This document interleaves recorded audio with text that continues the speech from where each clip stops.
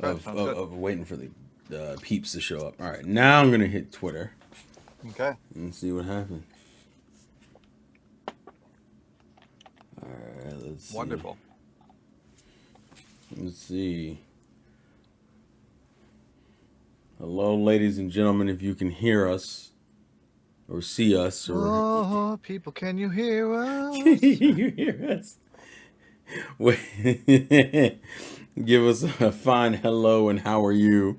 Donnie probably fucking left already. This man couldn't even wait until the stream started. He couldn't just be like hi and bye. This man had to fucking put in comments before the stream even officially started. Fuck this man, bro. Oh my lord. I think Nessa said she was gonna be in the chat too, so Mm-hmm. we'll have a squad. We'll have squad people coming in. Exactly. Hey Melvin, How are you, bro? Hope you've come to learn again.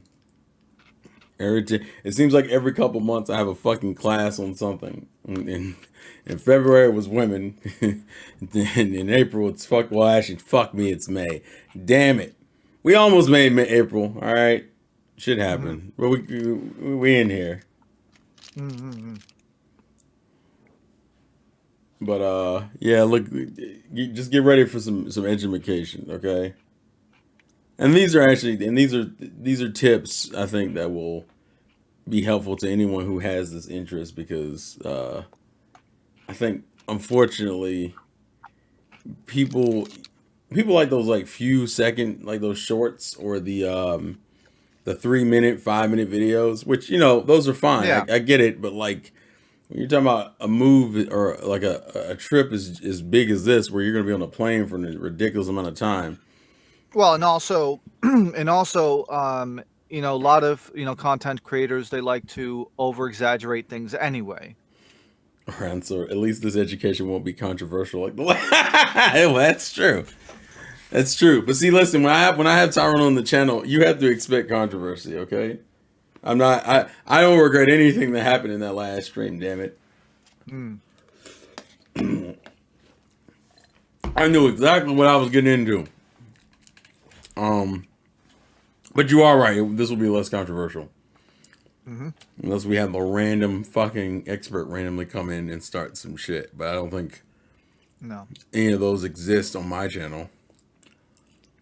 I think my channel is full of a bunch of I was gonna say Americans, but it's more like a bunch of filthy weebs who don't have Japan experience, but like Japan. Yeah.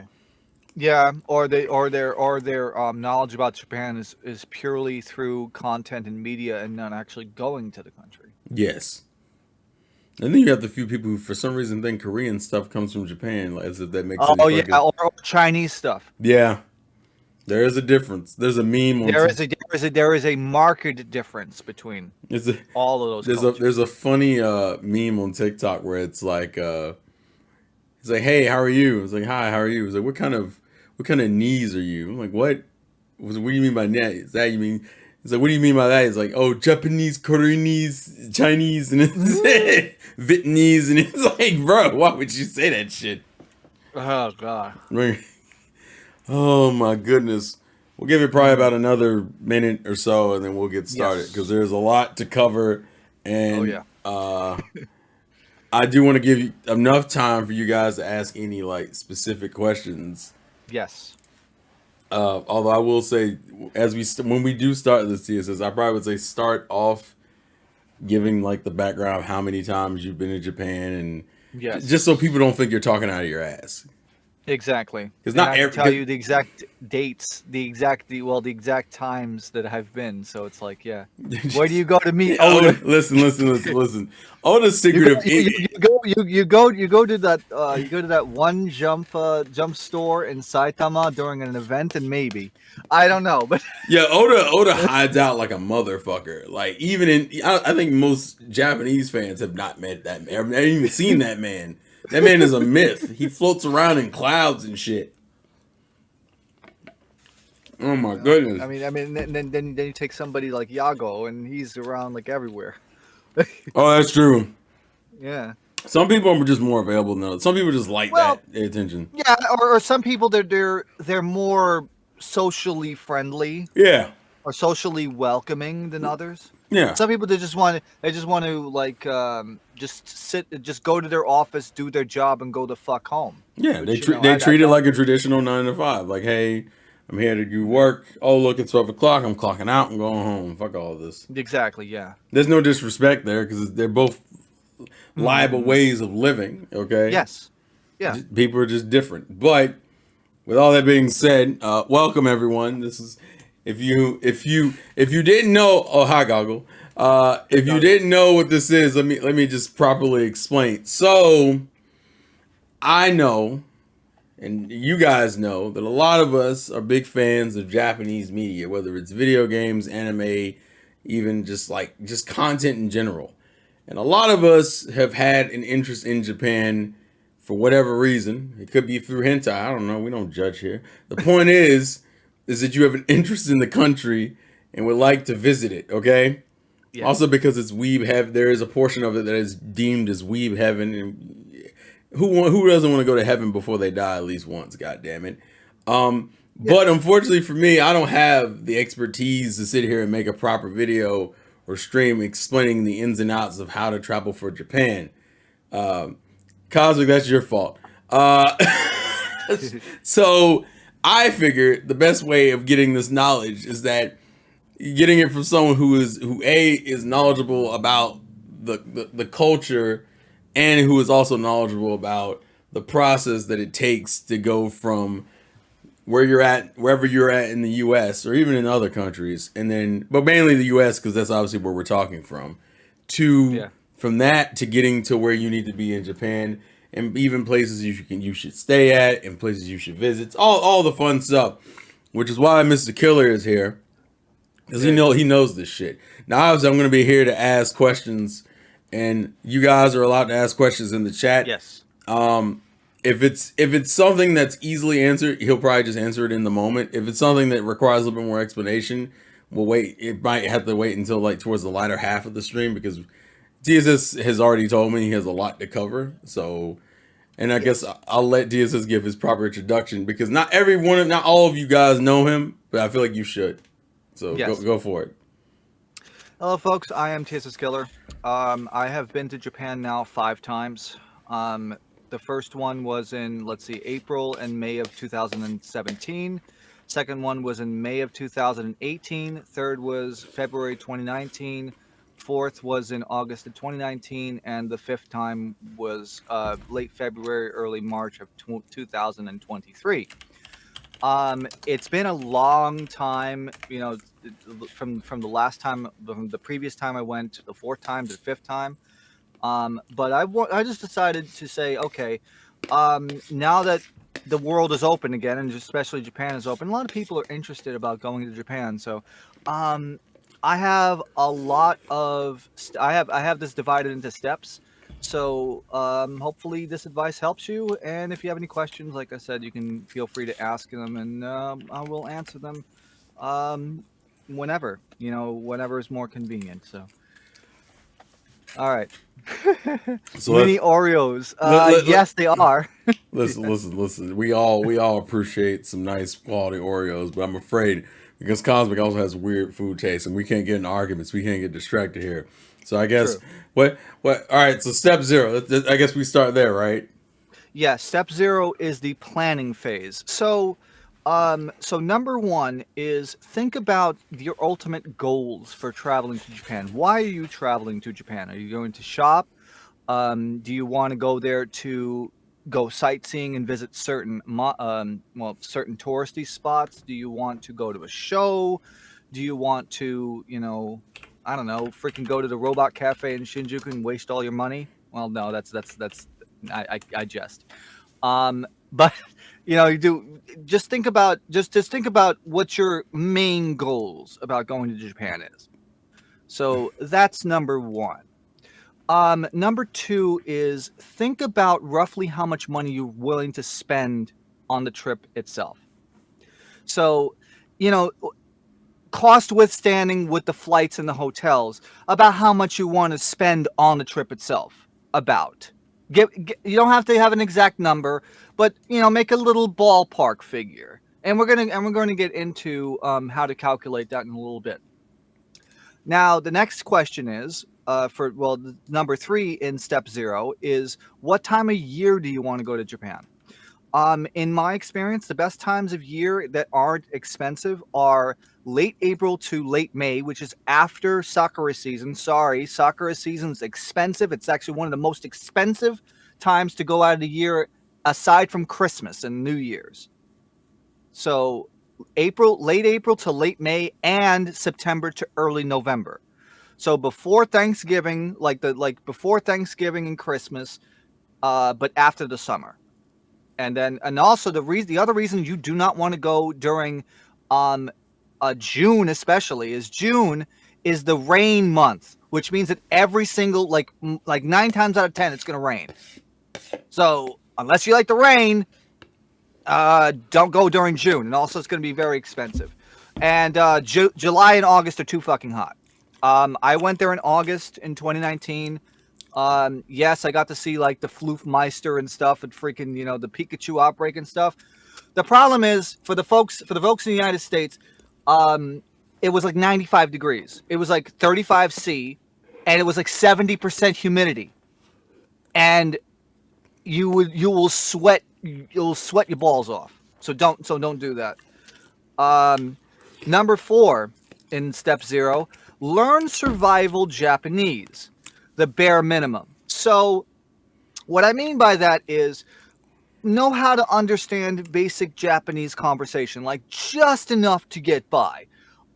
No words like rechibukuro, which translated directly is register bag or plastic bag, hashi, chopsticks, and also to stuff like asking for directions or where something is, or asking how much someone costs. So like for example, if I wanted to ask how much a book is, like, sono hon ikura nan desu ka?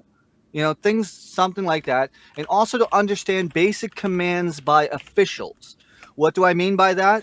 So if you see like an official, somebody say, "Suwatte kudasai," please have a seat, or "Kono mae ni susunde kudasai," please keep moving forward. Basic stuff like that, okay? As long as you have, because I'm going to tell you this right now, outside of the airports and major tourist attractions or major train stations, you got to know how Japanese is. Because if you try to ask a random person in like a Lawson or something, or 7-Eleven, you got to know how to promote, how to communicate, at least basically understand the flow of how they operate. And as long as you have that, then you're good. Sure. What if I call you and just have you translate? I'm not going to answer my phone at 5 a.m. Wow. How could you? But I'm just saying that. But don't worry. But learning survival Japanese is not that hard. If you're going to plan this and you're going to do like 6 months in advance, you'll be able to learn like survival Japanese. Now, would you? My question is having a translator something that's feasible, or it is? I mean, if you have to use like Google Translate or DeepL or something, it's fine. right? But at least know how to say the basic stuff. Right. Because as long as you do that, then you'll be fine. You don't need to know a lot, but you do want to know at least enough to like communicate, with like people behind the counters or registers or something. Would it take a long time to learn those phrases? No, you could probably do this within a few months. Okay, gotcha. You can do this within like a couple of months. All right. And then next point number 5 of this, take notes for everything. So what do I mean by that? So jot down your ideas and stuff in either like a OneNote page or an Evernote or an Excel or a Word document. And as you're planning through, especially when you're doing like the calculations of how much things would cost, write everything down. Okay? Right. And keying off of that, number 6, day-by-day planning is not necessary, because I find that having a basic goal, like basic activities that you want to do, um, unless if it's like a concert or something or a special event that's happening a certain day, don't do day by day planning because things will not always go your way, and then you're gonna be like, oh, you're gonna be stumped. Okay, what the fuck do I do now? Because if you time block everything, you're not gonna have a great time.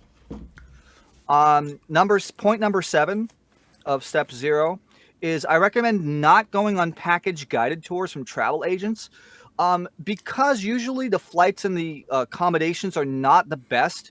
And also in a lot of those guided tours, you will have very limited free time. So do not do that. So just try to go, like I said, do your research, but don't try to go on like those travel agent package tours. Those are too expensive, and you will not be able to do the things that you want. So do you not no tours in general, or just specifically those tours? The guided tours from the travel agents. You can do like maybe a package tour on your own later if you wish. But don't do the ones from. But don't do it directly from like a travel agent. Okay. Nessa asks, is this true? I heard English is okay if you're in Tokyo, but in rural Japan is a different story. That's not true. Actually, I find that people in Osaka know English better than in Tokyo. Rural Japan also has suburban Japan as well has probably almost no English signage. Maybe if you're lucky, maybe the suburbs. But that's what I think. That's from my experience. So, gotcha. But like I said, survival Japanese will get you by, and you can always use like I said, Google Translator, or you could use the Google if you have it built in. I think the Google Translate also like does like signage translation as well. You might need to do that if you're out in the middle of nowhere. Gotcha. Okay, point number 8. Give yourself 10 to 12 days at a bare minimum, because you're going to lose a day when going, and you're going to be jet lagged for like 2 to 3 days. I recommend, honestly, 2 weeks or more, 14 days or more. Orion Sword has it. Okay, what side would you recommend to learn basic survival Japanese? Tai Kim. Guide to Japanese.org, I think. Tai Kim's guide. They have a beginner. They have a beginner's guide. They have a guide to Japanese. I'll post a link. Read through that. I'll post a link while you're talking. I think it's guide to Japanese.org. Yeah, I got it.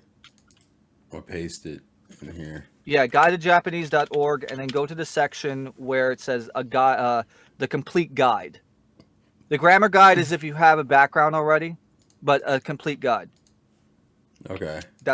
So that's what I would recommend, and you go through that, and then you'll be then at least you'll have enough. But also if you're going to do that, make sure that you get some like you could also go to like the I think the NHK basic Japanese stuff too. something that has like basic stuff. So yeah, Tyrone.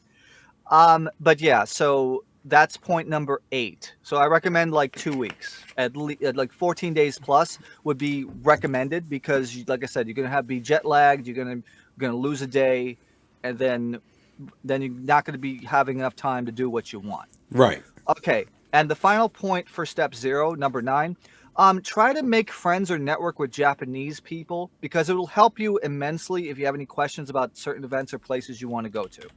Like, I have a couple friends. Well, Dogasu's one, right? But he's not native Japanese. But I'm saying I have another friend that I met on Skype back in 2005, and I've been friends with him ever since. And I've known him for like 17 years. And every time that I go to Japan, I would ask him if if there's like a concert or something I want to go to, he'll gladly purchase the ticket, and I pay him when I get there.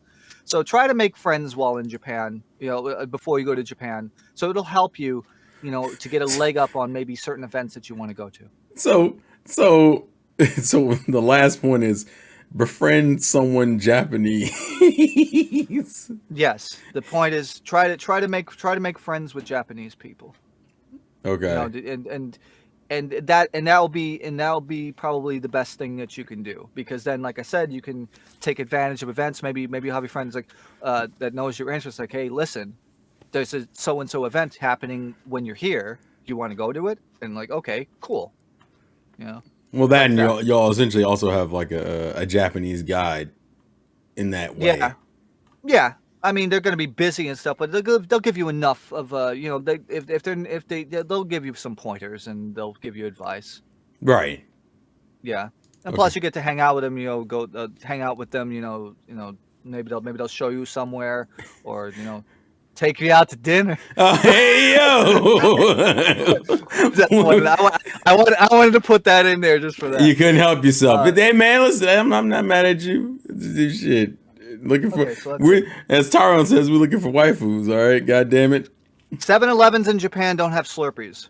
Those don't What? exist. Nope. Why? Remember, it's Seven and I Holdings. It's completely different. Completely different mindset. Oh, okay. I Yes. guess.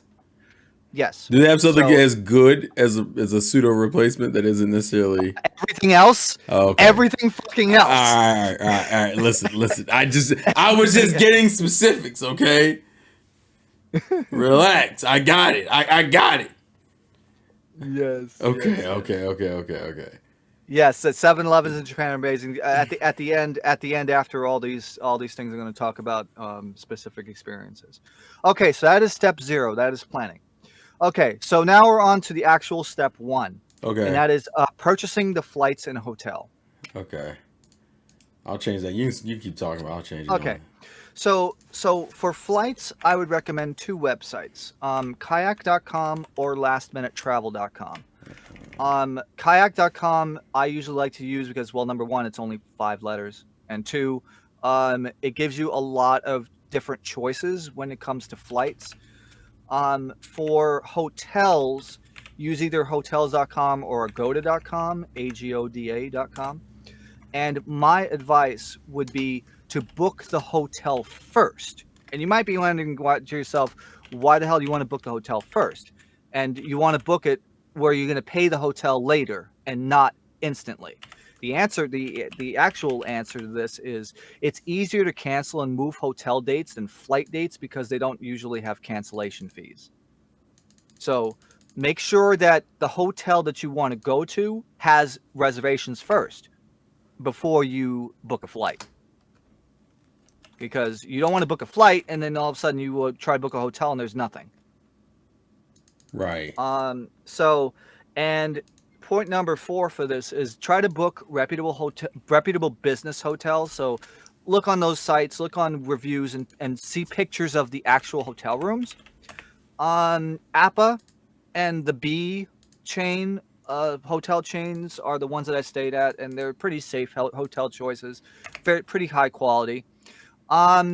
So the prices on average for those are anywhere between $70 and $150 a night, but you can sometimes get sales at certain places where it can come down to maybe $30 or $40 a night. You just have to find you got to be at the right place at the right time.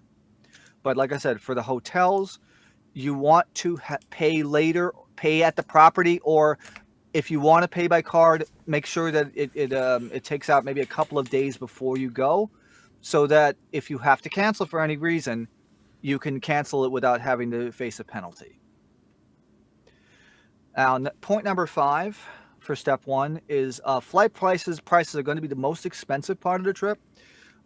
Depending on where you are, it's going to be round trip price probably between $1,000 and $3,000, depending on the time of the year and your origin. If you live in a major city like at Los Angeles or New York, you might get flights that are closer to the $1,000 mark. But if you are in places in the U.S. where you have to do multiple transfers before you get on a Japan trip, then we'll go down. Then it will be closer to the $3,000 mark. So, and then after you do all that, booking the hotel and then the flights, write down all the flight and hotel informations in that notes that I told you earlier. Save any confirmation emails and PDFs. So, like, make labels in your email inbox and save those PDFs, so all the documents to your computer, so you have it. So that's what it is, and that's the end of step one. Okay, That was step surprisingly short. I'm not gonna lie. yes, because the flights and hotel are actually the most important because you got to have a place to go and you have to have a place to stay. Gotcha. So, also as a footnote to purchasing flights, Haneda is usually the most convenient. However, though, you're going to probably spend about maybe another 150 or $200 on top of going to instead of going to Narita.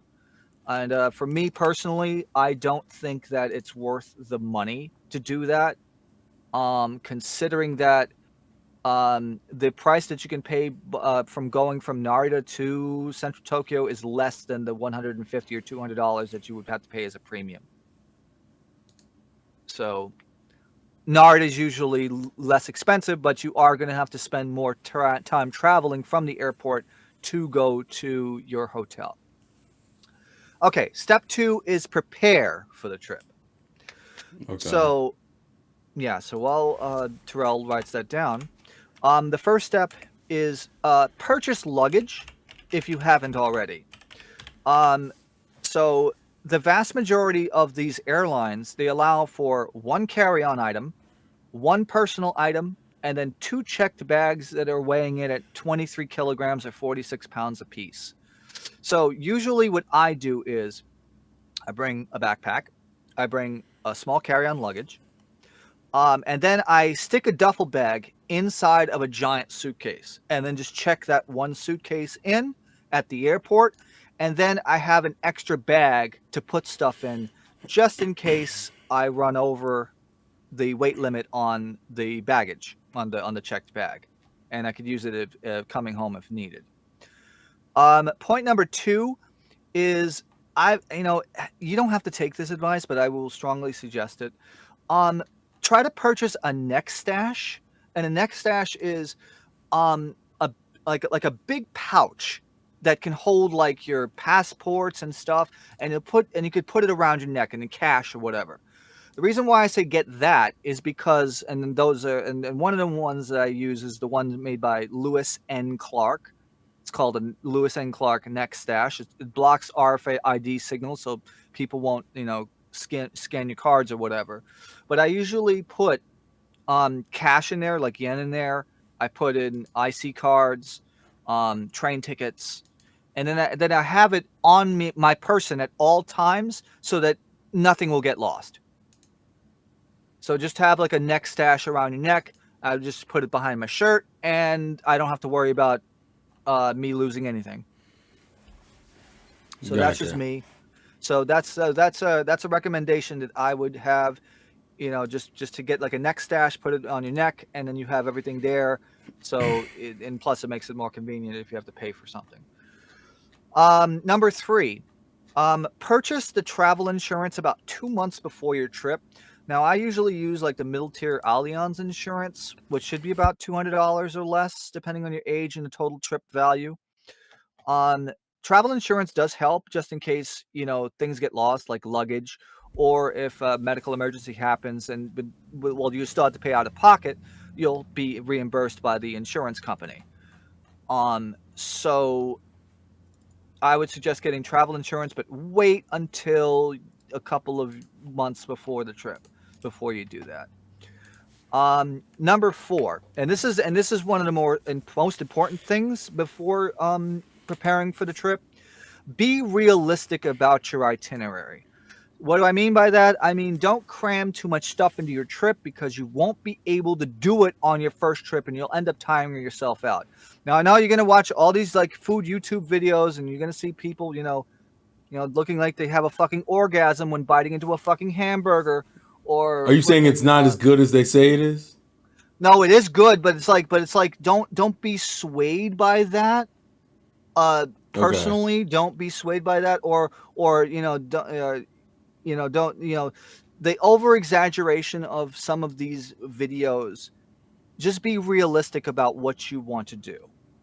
You don't want to cram too much stuff in a day, and also you're gonna also have to do a lot of walking too because the trains and buses get you a lot of places, but they don't get you everywhere. Like for example, I can go. Last time I was there, I went to Utsunomiya, and I had to take a bus from the train station, and then I had to get off the bus and walk 1.8 kilometers, which is over a mile, to get to the store.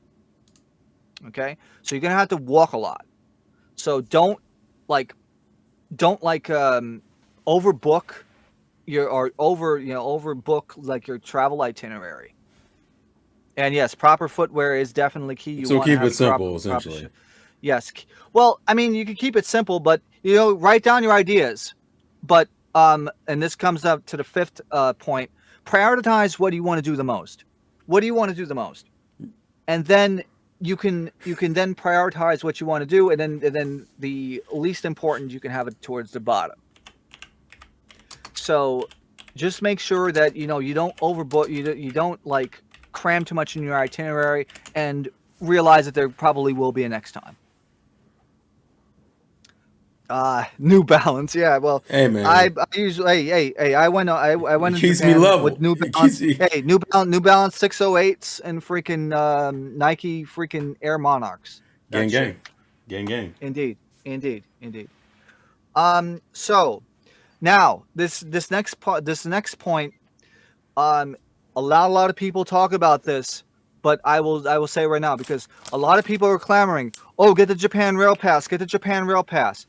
Only buy a Japan Rail voucher if you are actually going to use the Shinkansen for round trip travel. Otherwise, the value of the voucher will not pay for itself.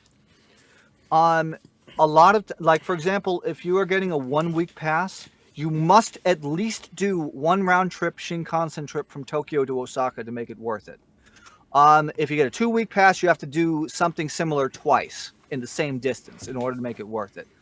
And also, otherwise, you want to stick with an IC card like Suica.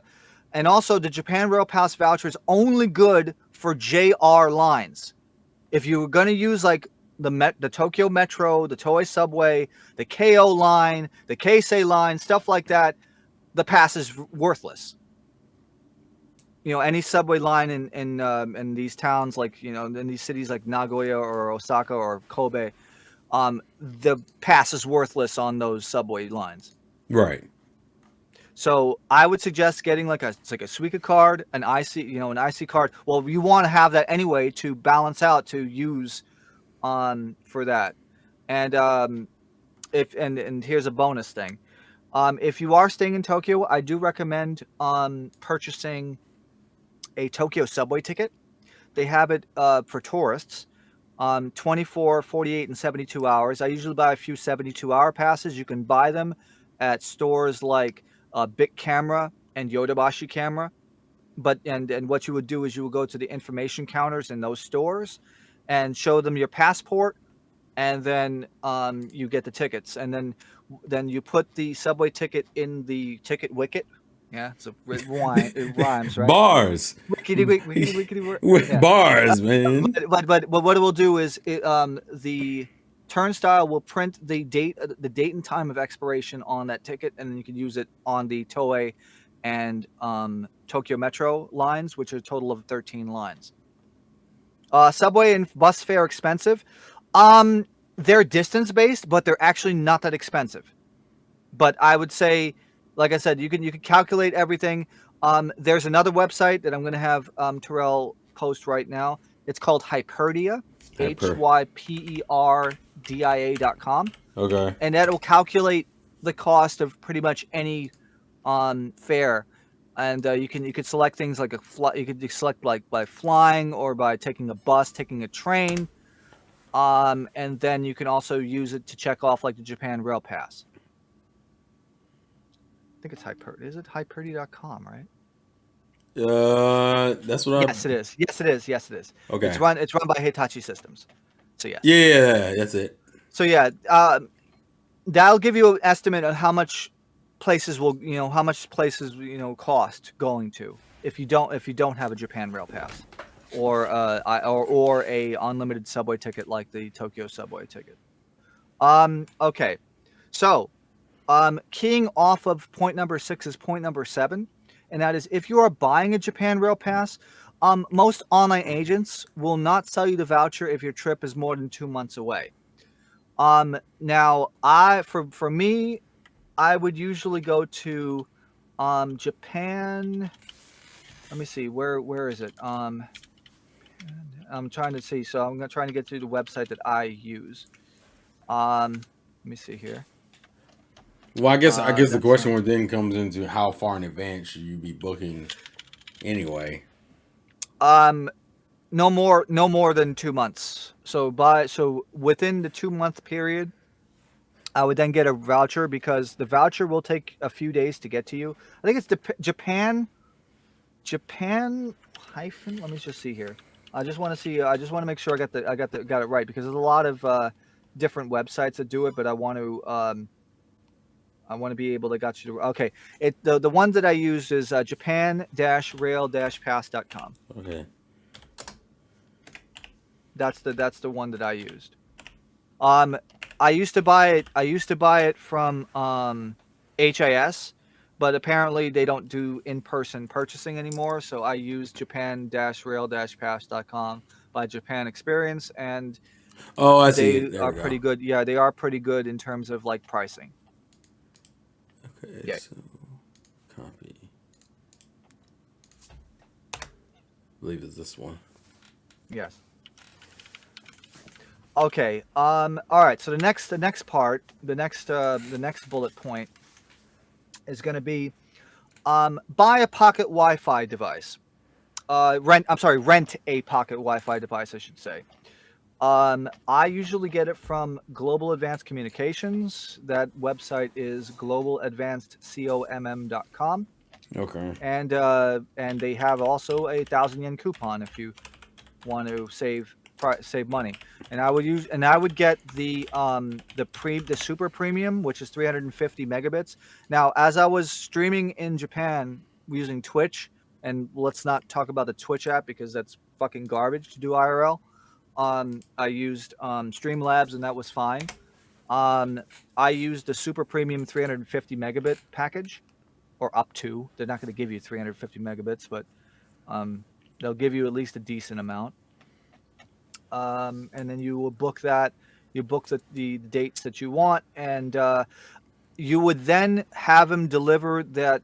The reason why, okay, so the reason why you want to buy the pocket Wi-Fi is because you can connect up to 10 devices to it via Wi-Fi, so you don't have to waste money with data roaming. I know some people like to do like SIM cards, but SIM cards are only good for one device, and also more likely than not, you will not have the correct LTE or 5G bands to work in Japan because they use completely different bands. They use like band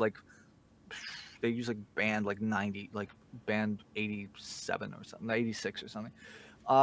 But band 1, but very rarely. It's kind of Gotcha. weird. So when you order from this website, you can have them deliver it to the airport. I would suggest delivering it to the airport so that you can pick it up. They'll ask you what airport you're arriving in and what terminal. And then what you can do is you can pick it up from the Japan post office in the terminal, and then you can use it right away, which you're going to need to because you have to know how the hell to get from the airport to your hotel. Gotcha. So yes. And next is number 9. Make sure to bring enough yen, so exchange money before you come to Japan. So have enough yen to get the hotel paid for and the first 5 days or so to avoid getting bad exchange rates when you're at Narita or Haneda. Even if you have to buy it through your bank, you'll get a better rate overall than buying it when you land at Japan. So your bank would be the best place to exchange it? Either a bank or an exchange or a major exchange counter in the United States. Okay. Hey, Navy. And hey Navy.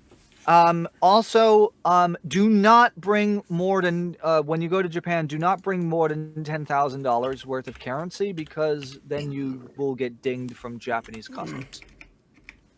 So I would say bring maybe $2,000 or $3,000 just in case. In yen? In yen? Okay, gotcha. Yeah, in yen. Yeah, in yen. So that you can at least have enough to go a few days. Now, with that being said, though, um, you can withdraw money from like 7-Eleven ATMs. They are international ATMs, or the Japan Post Office, and they offer pretty decent rates as well. Yes, Nessa, I just said. Also, be aware that you would, and I forgot to write this down, but this is also very important. Before you go to Japan, like 2 weeks before you go to Japan, inform your banks and credit card companies that Oh, you're so they going to know. Japan, so they know. Because the last thing you want is to have your card locked and you can't unlock it because you're in Japan and they're in a completely different time zone. Gotcha. So that's the thing. So put a travel notification on all your cards and make sure to bring enough yen to pay for the hotel and maybe the first like 3 to 5 days. That's a good example. You know, whatever your bank is, you know, Chase, Bank of America, TD, whatever. Yeah, I just grabbed one just to see. It Yeah, also just random. it'll tell you, it auto converts it for you. So if you put in like the US dollar amount, Yeah. it'll tell you how much in. So if you were doing like let's say 2 grand, that's oh my god, let's see if I can do this. 25,700. No, 250,000. No, yeah, 257,731 yen. That's pretty all right. That's a pretty all right exchange. I calculated and I roughly roughly the exchange loss based off of the mid market rate at Chase is like about 7%, which is not bad. And just know when you do it, at least for Bank of America, it says on here, if you do more than $1,000, you gotta go pick that up versus like. Yeah, that I would usually I personally go to the bank and I just have them exchange money. Like, Yeah. and, yeah, and And that's usually probably it takes a day, that's yeah. probably the safer option anyway.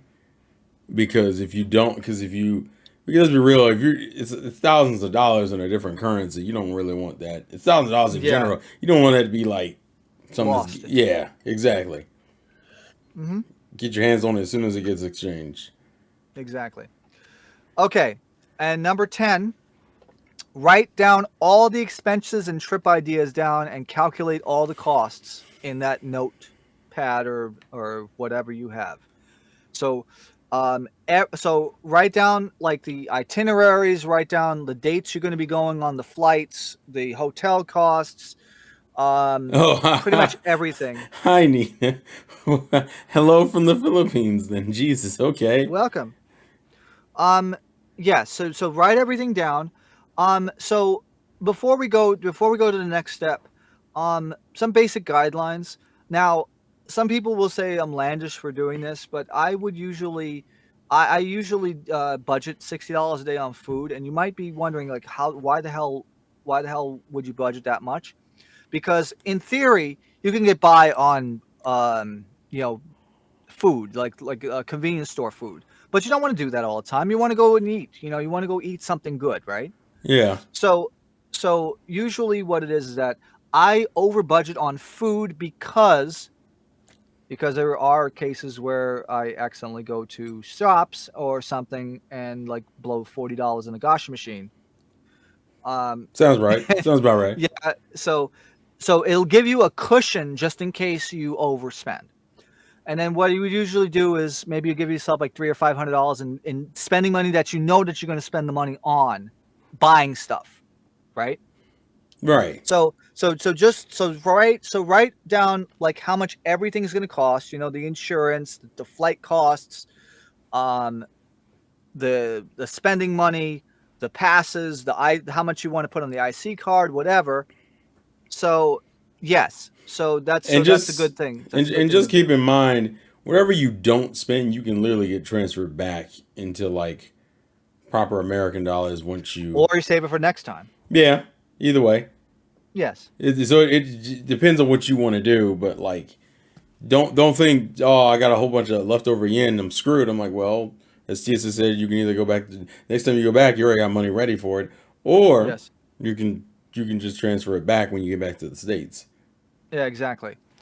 Yeah. So now we go on to step 3, and that's actually the day of and going onto the trip itself. Okay. So now you actually go on the trip. So the day has arrived. You don't sleep the night before because you're so fucking excited, and you go on the trip.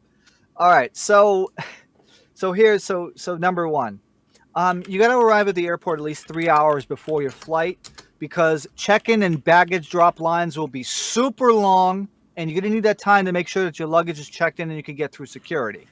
Especially if you're at a major airport, like for example, for me, JFK. You want to get there so that you can actually get through the security line and get there in time.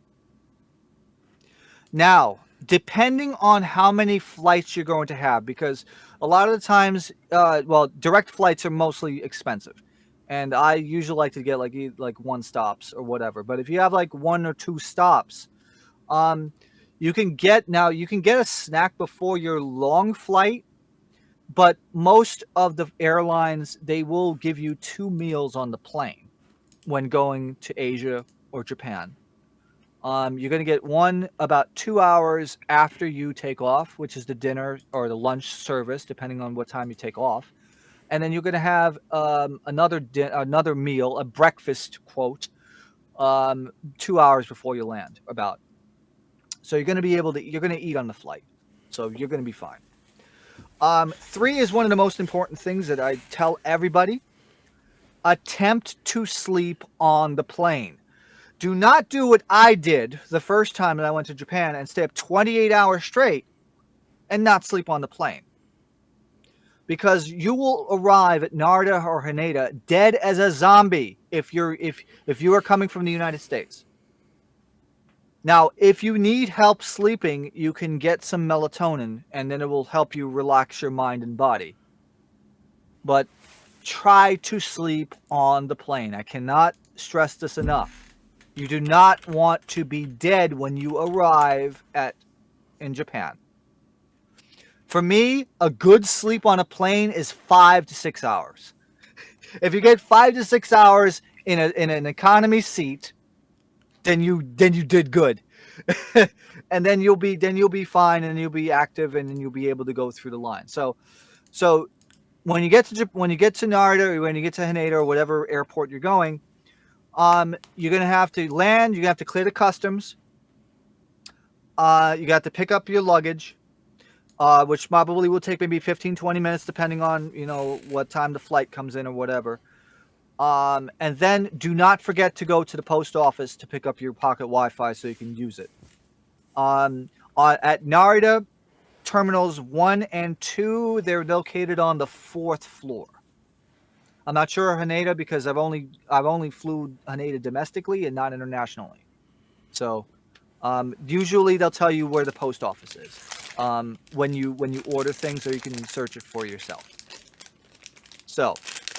And if you of course you want to, and if you want to activate your Japan Rail Pass that day, in the basement of Narita Terminals 1 and 2, you can exchange the voucher right then and there.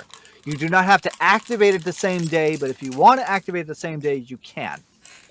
Now, if you have a Japan Rail Pass and you land at Narita and you want to activate the pass that day, you can take the Narita Express because that is covered by the Rail Pass. And I would say the Narita Express is good if you are going to Tokyo, Shinagawa, Shibuya, or Shinjuku. If you want to go to either Ueno or Nippori,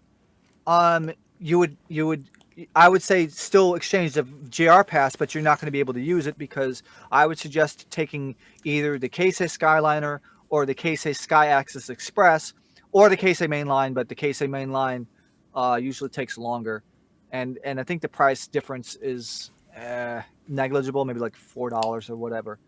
But the Keisei Skyliner is pretty expensive. I mean, those two things will get you there fast. Like for example, the Keisei Skyliner will get you to Ueno in 36 minutes, but it's a little bit more expensive. If you're really cheap, if you want to be Salvation Army budget minded, you can take the Tokyo shuttle bus on the ground floor level, and you'll pay like maybe $9 or $10 to get to Tokyo Station, and then you can go from there. You can go wherever you want to go. Right. If you're at Haneda, you would take either the Tokyo monorail, which is covered by the JR Pass, and then transfer at Hamamatsucho, or you could take the KQ line, not Japan Rail Pass. Then you could head it north towards Shinagawa, or you could take a shuttle or hotel bus to get where you want to go.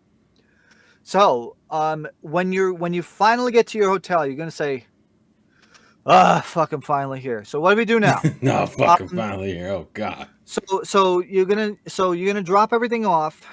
Maybe you want to sit down for maybe an hour or two, watch some TV, watch fucking Domo-kun on TBS while they're doing the weather or some shit, and then have an early dinner, maybe like 6-7 o'clock, and then you want to sleep. And the final point for number 3 is jet lag city, because you're gonna have it. You're gonna probably get up at about 2 or 3 o'clock in the morning.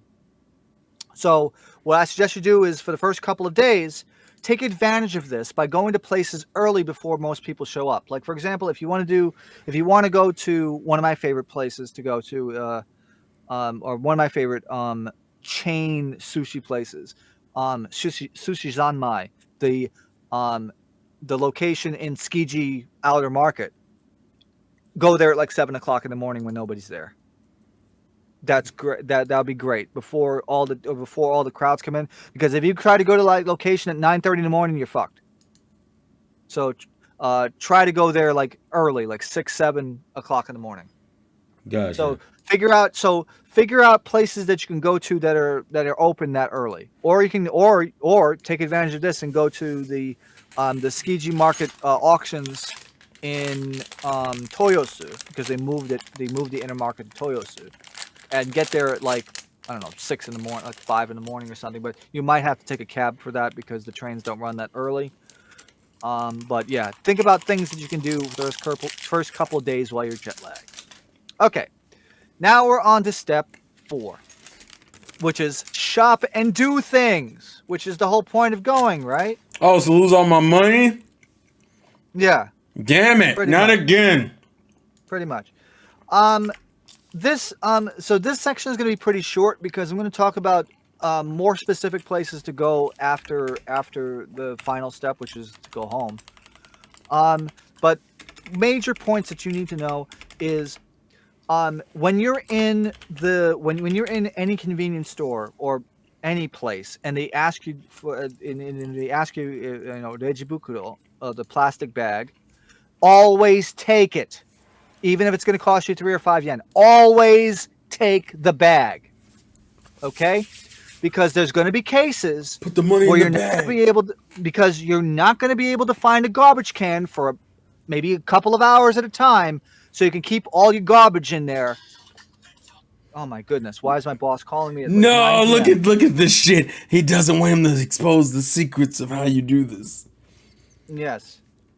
Oh my goodness. Yeah. So I'm not gonna take that call right this moment. But anyway, so no, don't get reusable trash bags. No, just take the plastic bags that you get at the Is there a particular reason why not to use those? because you want to throw them out, because you're gonna put garbage in there. You're gonna put garbage there, and then you're not gonna be able to find a garbage can probably for an hour or two until you get to like a major rail station or something. But you don't And want to then use you a could reusable one? no, because you want to throw it in the garbage. Okay, gotcha. You want to, yeah, because you're gonna eat, right? Yeah. And then you're gonna put crap in the bag, and then you're not gonna be able to find a bag, a garbage can for a while. Yeah. So keep them with you, and then because they frown upon doing littering and stuff, but also, so now we get to more etiquette. So point number 2, do not eat and walk at the same time, because it's considered rude. If you want to eat something, and let's say you bought something from like a 7-Eleven or a Lawson's or a Family Mart or something, and you leave the store, what you do is maybe find a vending machine or a side alley or something, and just stand there, eat, and then when you're finished, then go. What about drinking? Same way. So Do you not can't. eat or drink while you're walking. That is rude. So I can't walk with the boys and just have a simple Aquafina, or Yeah, but don't drink. Yeah, but don't drink it while you're walking. Okay. Okay. Number 3. It might sound annoying, but in effect, that means that you can effectively eat and drink and not have to worry about, it being spoiled in your bag or whatever. Number 3. Point number 3. Do not talk on the phone while on the train or bus. People will give you the death stare. What if you get called? Are you just supposed to ignore the phone call? Well, what you're supposed to do is you're supposed to put your phone on silent or vibrate and don't answer the phone. Are you allowed to Texting is talk? okay. Texting is okay, but do not talk. So there's no talking on it at all. No talking while on the train or the bus. Rude, I'm guessing. Yes, that is. You'll see people play fucking Genshin Impact on fucking 4 phones instead. Oh, they're dual wielding. Hold on, I don't have. Yeah, well, yeah. I mean, I remember one guy. I remember I seeing maybe the 3rd time I went to Japan. I saw this one guy hold like fucking 4 iPhones against like he was standing. He had 4 iPhones underneath like his wrists, like on the underarm with his palm up, and he was just playing fucking the same game, 4 different things of the game. You think you've beaten me? I have my Samsung Galaxy. Like, no, you cannot talk on the bus. So what you want to do is you want to text, and if you want to call somebody, wait until you get off the train or the bus. So if you're next to me, the good news, however, though, is unlike the fucking MTA, the New York City MTA, the cell service works underground. Nice. While in the tunnels. Wait, my question is, can we whisper to each other, or is that too much? Oh no, yeah, you can talk regular volume to people, next to you. But you don't talk on the phone. Oh, okay, all right. Don't talk on the phone. You could talk like maybe normal volume on the train. No, okay, that's what I was asking. Okay, all right. No, but do not talk on your phone while on the train or the bus. What if I'm on Discord? You can't. Well, if you're on Discord, I would suggest just be quiet and then talk when you leave the train. So pretty much what you've done. Yes. Okay, gotcha. Yeah, because I've done that. I've had calls while on the Yamanote line, but I just keep quiet, and then when the train doors open and I leave, then I will be able to just talk, and I'll talk afterwards. Y'all know my black ass was feeling some type of way when that Rosa Parks stuff. Oh my goodness. Oh my God. All right. Go ahead. All right, sorry. next. All right. So point number 4 of step 4. Respect the country like you would respect to going to someone's house. What if I hate the person's house?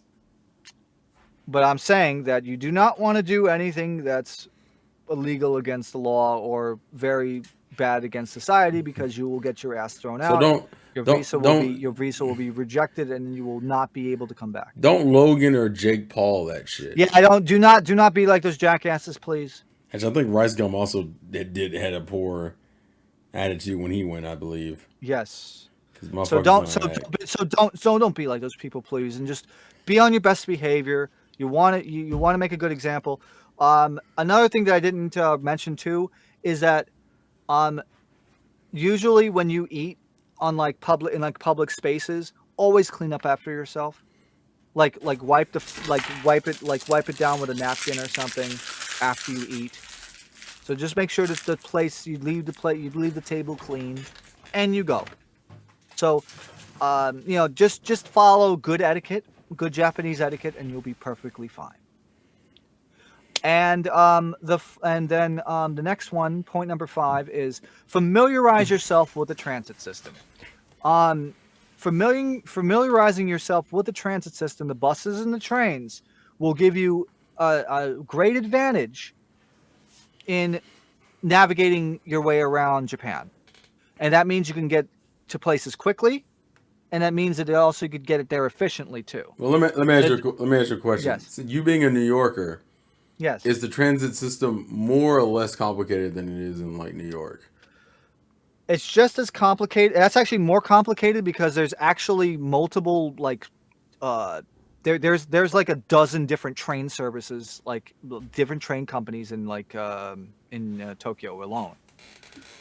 Because unlike the MTA, in Japan, they have a single train could operate on 3 or 4 completely different lines owned by 3 or 4 completely different companies. Gotcha. And they Oh, will change, like conductors and train crew, once they get to once they get to where the company's tracks end, and when they begin, they switch them out. So here's the thing. So don't be in a situation where you're going to get on a Tokyo Metro train, and then it's going to leave the Tokyo Metro area because you will not be able to get out. Jesus. You'll have to. Yeah, because you will technically not have a ticket if you do that. So how would you get out? How would you do it? Yeah. You get off at the last possible station. You get out, and if you want to go travel on the same line again to go further along, you use your IC card. Okay. So you put the pass. So if you have like a Tokyo subway ticket, you put it through the pass. You put it through the ticket gate. You get out. You take your IC card, tap it, go. Okay. Yes. So but once you get used to that specific motion and that specific the way that they do things and the way to navigate, you'll find that the system is really convenient. There's a ring of Jesus Christ. Sounds wild. I may never dep up the same bus driver in my entire stay. Listen, I don't even think you can do. I don't even think you. Well, I mean, it's not that you couldn't do it. You probably shouldn't do it. I think, from my understanding. Also, side note, I'm only asking this because it got brought up earlier. Is weed legal in Japan? Okay. No. I didn't And then think we're it gonna was. get and also while we're on that subject too, in terms of medications, Japan bans any medication with stimulants in it. So any ADHD medication like Ritalin, that is banned, and you cannot get any exemptions for it. So how do You would have you? you would have to go on an ADHD medication, for example, that does not have a stimulant in it. Okay. Would you need to download? Okay, so that's what I asked you. Would you need to download apps to use the rail system? Um, I mean, you can get like I mean, you could download the Hyperdia app, but that's pretty ancient. But you don't need to do that because if you put the location you want to go into Google Maps, it will tell you what train or bus to take. It automatically has that, in there. So let's say you were staying in like, I don't know, like fucking Okachimachi or some shit, and you want to go over to Shibuya. If you put where you want to go in Shibuya from there, it'll tell you what train. If you go into Google Maps, it'll tell you what train to take, or what bus to take, or whatever, and you just go. And the only thing is, you have to be aware also about Google Maps too, because a lot of them are alleyways. So there might be a case where they'll have you say turn right at the 3rd traffic light, or turn left onto unnamed road and go 350 meters. So you have to pay attention to the GPS. Gotcha. Yes. So that's what I say about familiarizing with the transit system. But Google Maps usually gets you everywhere just fine. Okay. But it's an advantage to be familiar with the system. Yeah, of course. Knowledge is power. Yes, indeed. Gotcha. And then 6 and 7 go together. Do stuff, do things, and take lots of videos and pictures of stuff. Because one of the things that I regret for the first 2 Japan trips is I did not take enough video, and I totally regret doing that. So make sure you take a lot of pictures and videos. Like now, I average about 2,000 pictures, and maybe at least a few dozen videos, some of them full length. So make sure you take a lot so you can remember your stay, and you have a great time, and then you can look back and say, "Oh, this was a nice little event that I did."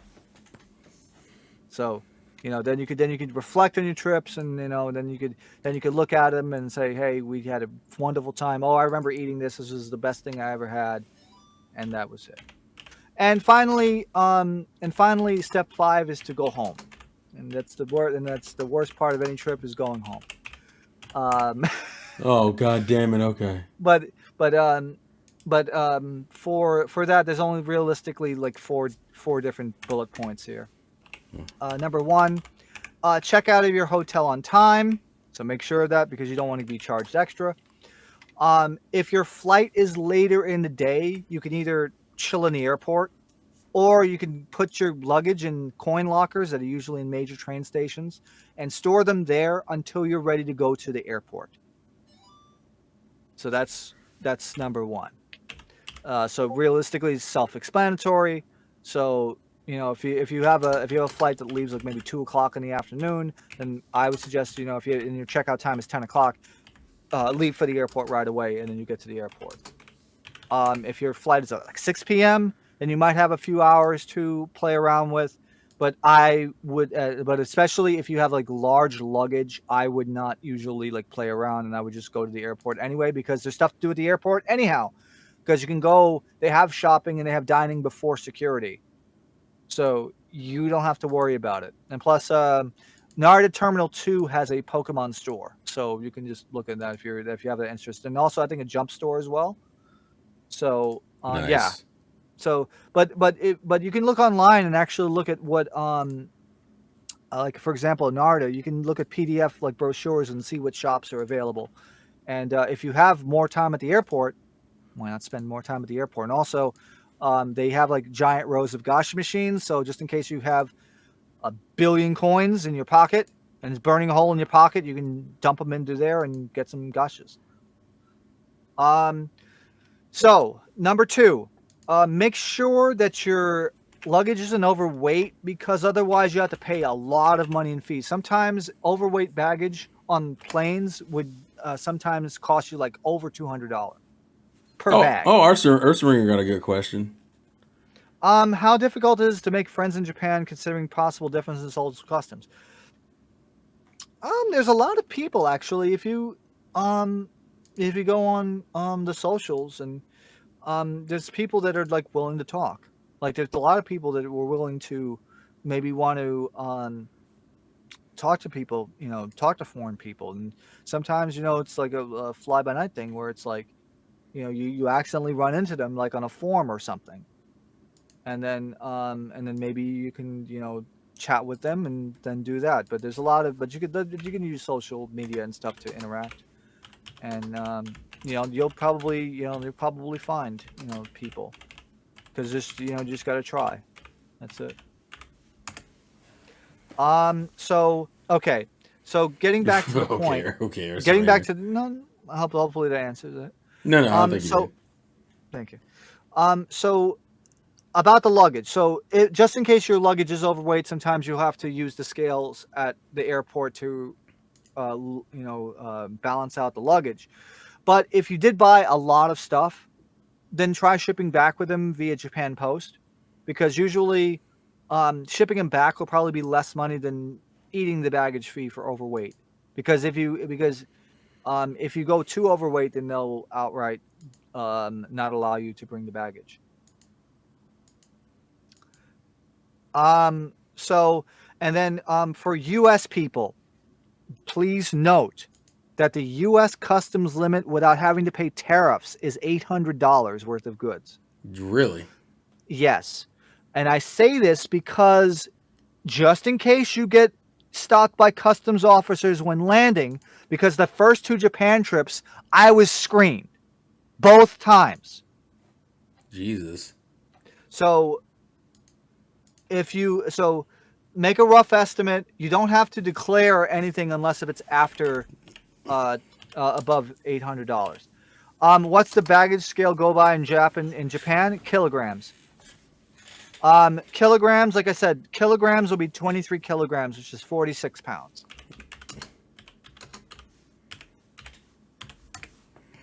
And that's per baggage. So you can have 2 checked bags that are 23 kilograms each. Or 46 pounds apiece. Okay, duly noted. Yes.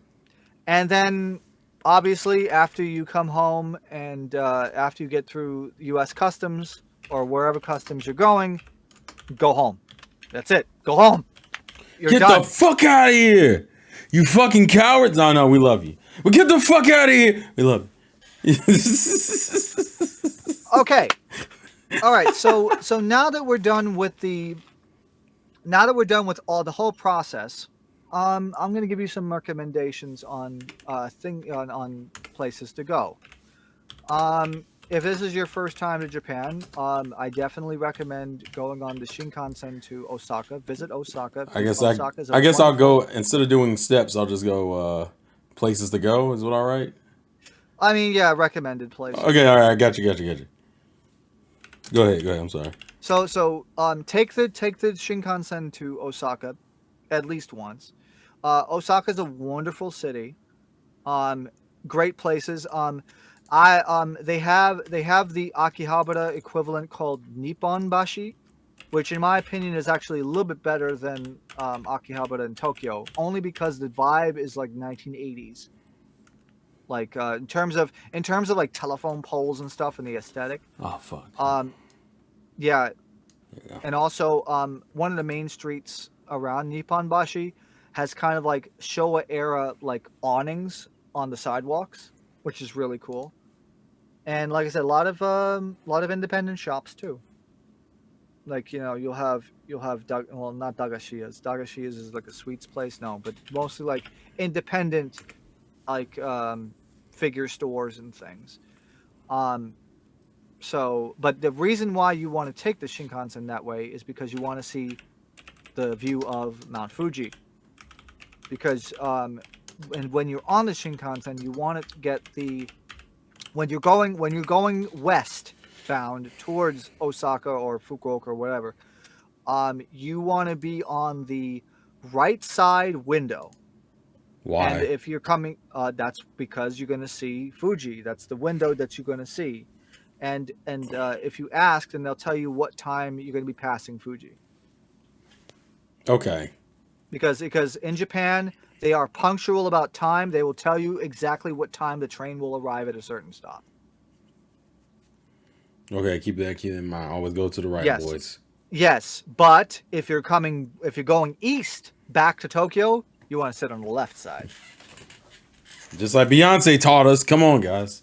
Get it together.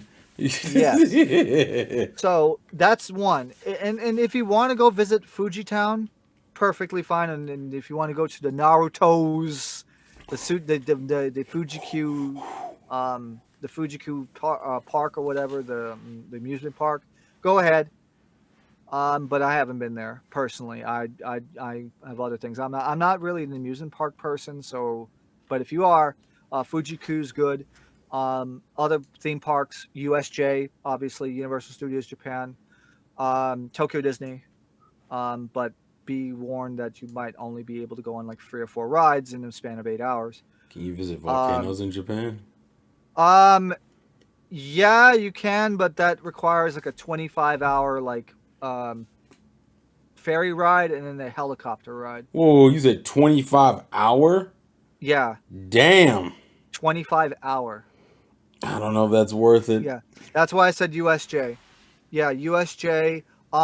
Sanrio Puro Land out in Tama City, which because that's Sanrio, that's Hello Kitty. That's a great place. I've been to Tama City many times, but not because of Sanrio Puro Land, but because there is a hard off that is a bus ride away from that train station that is really good. Um, but yeah, obviously, if you're into Japan and you're watching this channel, go to Akihabara. I mean, come on, it's a given. You want to go there. They have all the major stores. You have your Lash and Bang. You have your Hard Off. You have Mandarake Complex, which is 8 floors of massive stuff. The Lash and Bang is like 6 floors. And the last time I went there, they had like the sexy item wagon sale and all The that shit. sexy item wagon sale? Yeah, like you'll What do see. you get in these sexy item wagons? That's what I'm It's trying to just, figure out. it's Ami Ami and Beep and other things. Yeah, and it's like and Sudagaya, another great place. There's a lot of wonderful places to go in Akihabara, and yeah, you can get your and then you can go to like Kotobukiya, which is like all the all the manga and shit and Yeah. figures. Yeah. Yeah, exactly. That That's we where were you waiting want to for the go. good stuff, baby. Yeah, exactly. Terrell, let's go So to Hello Kitty land. Hey, listen, I mean, I respect Hello Kitty, but Hello Kitty is not. Just no disrespect to Hello Kitty. it's actually pretty good from what I've heard. I And want, I like I want, said, the area is very nice I too. wanted to just be like, it's cute as fuck. You didn't notice? Like, I mean, I'll go there one day, but I have to be in the right mood to do that. yeah, exactly. Um, but yeah, but mostly, I mean, I've You mean been like to a like a cosmic theater and mood? stuff. Maybe. Um, but yes. Oh, Pokemon Center. Okay, Oh, Pokemon centers. oh. Here we go. So here are the Pokemon centers that I have been to. I've been to Pokemon Center. What is it? Osaka. I've been to the Kyoto one. No, sorry. Let me see. Kyoto, right? Yeah, the Kyoto one. I've been to the one in the Tokyo. Let's see, Mega Tokyo, which is in Ikebukuro. I've been to the one in Tokyo DX, which is in Nihonbashi, which is again in Tokyo. I've been to the Shibuya one in Parko. That's in Shibuya. I've been to Tokyo Bay, which is out in Musashino. Oh, it's not Musashino. It's Funabashi. So that's Tokyo Bay. I've been to the one in.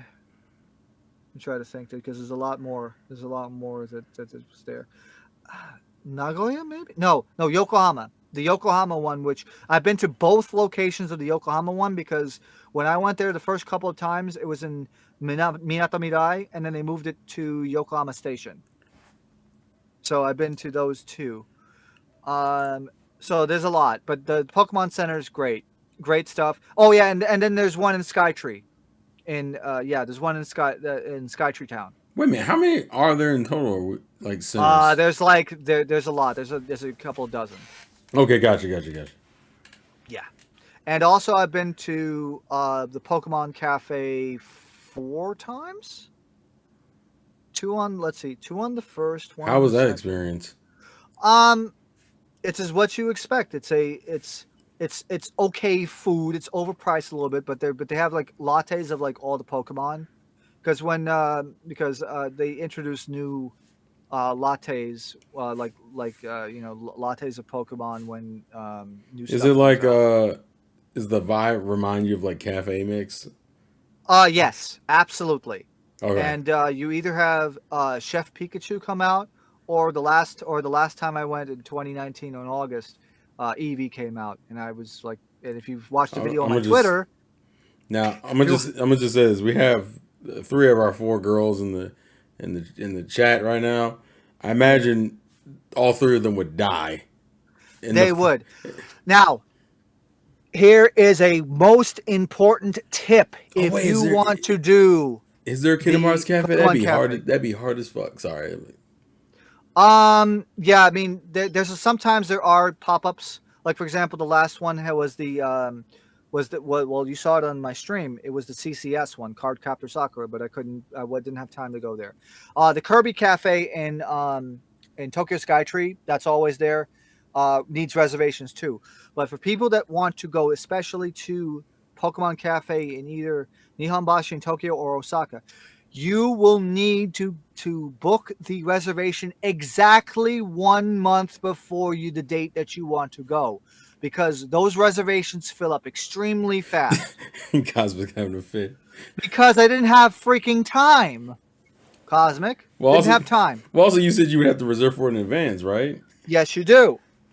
Well, the Card Captor Sakura Cafe, no, because that was a pop-up. That was it. Now, So there it's are specifically cafes. Pokemon centers that you would have to. Pokemon Center and also the Kirby one. Really, I'm surprised the Kirby one. Now the Kirby one, I'm not sure that I don't know if if there's a wait list that's there, but the Pokemon Cafe, 100% of the time, and you have to do it 1 month. Okay, so the dates roll over at 12 a.m. JST. So that means that for the people in the Eastern time zone, depending on time of year, you will have to make the reservation exactly 10 or 11 a.m. Eastern. The previous day, 1 month before you want to go. Okay. That's the way you got to do it. Now, thankfully, they have some parts of that reservation site in English, because the The first time, the first two times, the first two times I went to the cafe, and when they opened it in 2018, the entire website was in Japanese, and I had to write my name in hiragana. Damn. Yeah, but now it's easy. Now they accept, Roman letters and stuff. Oh, really? Yes. When did that start? Like recently? 2019. Okay. Yeah, it started in 2019. Gotcha. But also there are specific goods that you can buy only while reserving your spot. Because like either like I have the Eevee, the Eevee chef hat, the Eevee like chef outfit. That, for example, that plush and among other things are actually you're only able to get it when you pre-order. And then when you get to the cafe at your specific time, they will then give you the bag. So Really? it depends on what goods, like, but there is exclusive merch that you got to get, that you could only get when you reserve at the time of reservation. So again, and sometimes the chef. cafes, yeah, and then sometimes the cafes they do that. They have like pre-order bonuses or whatever. And then you'll have some things where there might be like pop-up shops where sometimes you have to do a reservation as well. So keep that in mind. All right. Right. So that's another thing. Gacha machines. The There's going to addiction. be a lot. There's going to be a lot of them. You will lose your money, and you will Yes. regret nothing. Yeah, and you got to make sure that you have 100 yen coins on the stat. Yeah, of course. But if you go if you go to shops, then they will usually have coin changers. So you can just do that, and there's like sometimes there's dedicated shops that actually just have gacha machines. Right. And there's like special stuff. I actually retweeted the other day that they actually have the departure medley station buttons that the conductors press, and they make noise. They make the departure medleys of music. And I retweeted that the other day, and I'm like, wow. You see that they like, and like, if you can think about it, they have a gacha toy for it. Yeah, I'm not So, surprised. I mean, yeah, My One Piece dream will come true eventually. God damn it! Yeah, and they have plenty of merch like that. So it depends on what you find. Obviously, for people that want to buy like books and media and stuff, Black Doom has a question. Would you recommend Airbnbs? No. Let me tell you why. At all? At all. Because the second time that I went to Japan in May of 2018, Airbnbs used to be very, very plentiful. Mm-hmm. But then what ended up happening was the Japanese government in May of 2018, literally after I came home, passed a law which regulated Airbnbs. And then literally overnight, 50 to 75% of the Airbnbs were gone. So the best that you could probably find is maybe like a hotel, like maybe like a share room or a hotel, which at that point, don't even bother. Yeah. Hotel. Get a hotel. Get a business hotel. 100%. Because like I said, once they passed the regulations in May 2018, that was it. Then pretty much they cracked down on a lot of them. So I would recommend you just stay at a business hotel, because if you get a great deal, you might get a deal at like $40 a night or $50 a night if you're lucky. But like I said, as I mentioned earlier, make sure that you find a reputable hotel to stay in. Gotcha. So if you want to buy, like, if you want the good deals on like manga and video games, go to Book Off, go to Hard Off, go to Mandarake. Mandarake is okay in terms of prices, and Lash and Bang. Well, Lash and Bang is more of the figure side of things, but you'll sometimes find goods there as well. So you, especially like going to Hard Offs. I mean, I'm pretty sure every YouTuber and and their fucking dog has made videos on hard off, and if you watch any of those videos, it's 100% true. First of all, the hard off, we fuck with the hard off theme Hard. because hard off. Yeah, No, we fuck with the hard. we fuck with it hard. Is what I mean. Fuck with the hard off thing, because if you search on if you search on YouTube for the hard off theme, Right. this is the theme that always plays in the store, and it is so catchy. And then again, and speaking of those themes, many of the major chains, like for example electronic stores, electronics, Yodobashi and Bic Camera, 100% recommend them. So if you look up the jingles for those, the themes for those, especially Yodobashi Camera, which is like the theme is like based off of, I think, like a march or something. It's like Oh, what about the Oh fuck, the one in Yakuza. The Don Quixote. Yes. Yeah. Don Quixote, yes, 150%. Don Quixote is basically like a discount store. And it's magical. And yes, and the Don Quixote theme is goated. Absolutely. 100%. Absolutely. 100%. Absolutely. Yeah, and you'll find pretty much anything, including vibrators. Hey. Shh. Ladies.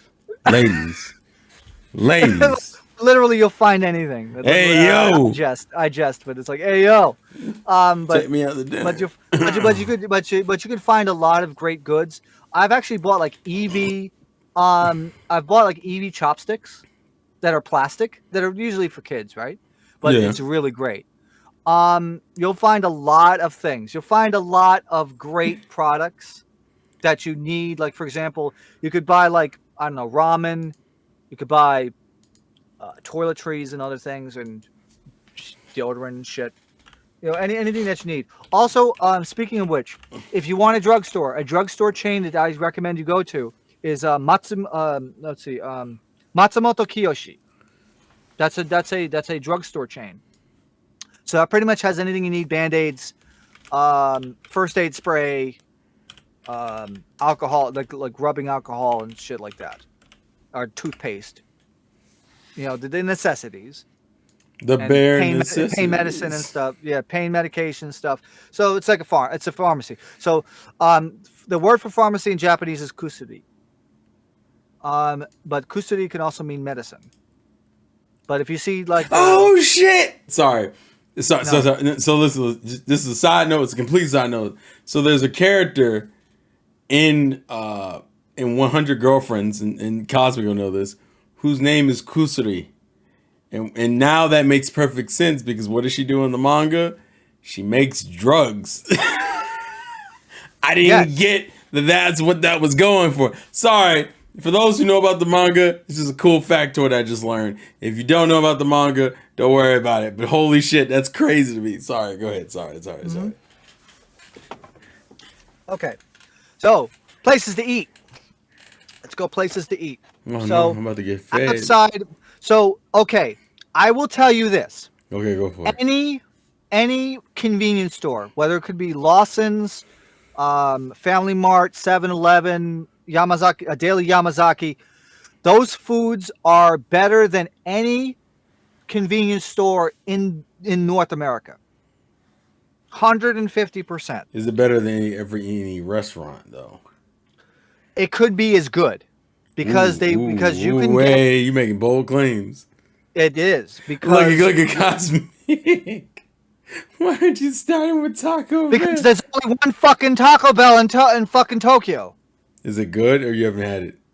I've had it, and I'll talk about it. But Oh, we're gonna okay. start with food that people can actually buy right now. Oh, So that's on every corner. So they have those. So convenience stores, they have everything. They have the rice balls, the onigiri. They have pasta. So you can literally get like spaghetti. is there regular spaghetti? Is there a Japanese Olive Garden that I can make Polly go to? I mean, you can go to Jonathan's. I mean, I'm taking you her can go to or Denny's. She's Denny's is actually good. she's about to meet Denny's and so, Jonathan. Then. so you'll have so continuing on, you have um Oof. like rice bowls, you have like yakisoba, you have the breads, you have the desserts, which by the way, I as I mentioned on one of my live streams in Japan, you could get chocolate ganache cubes for like $3, and that's like gourmet style. Hmm. So you could buy, and also you can get Michelin star rated instant ramen. So it's fucking crazy. Pickle plum blessed flavor. Yeah, fuck that. What the hell is Fuck this? that. What the hell is this like savior? Yeah, umeboshi. Not. Don't Olive get that. That's Savor bad. Japan Olive Garden. Yes, I'm gonna take her dumbass to Olive Garden. McDonald's is good. So McDonald's is better than the United States. 100%. I'm taking her to Olive Garden. I'm So if happy. someone doesn't eat meat, vegetarian options available. Yes. Yes. Yeah, they do. Yeah, obviously they do have vegetarian stuff, and including like rice crackers and stuff, and you get like chips and things, but you'll have things.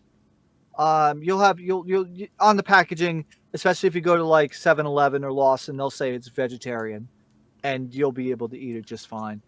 You'll be able to find things like candy toys, like for example, Pokemon Kids, which is like right here. You get like a little candy We in it, can't and you even have see it. No, it's all right. I know, but if you look up Pokemon Kids candy toy, you'll know what I mean.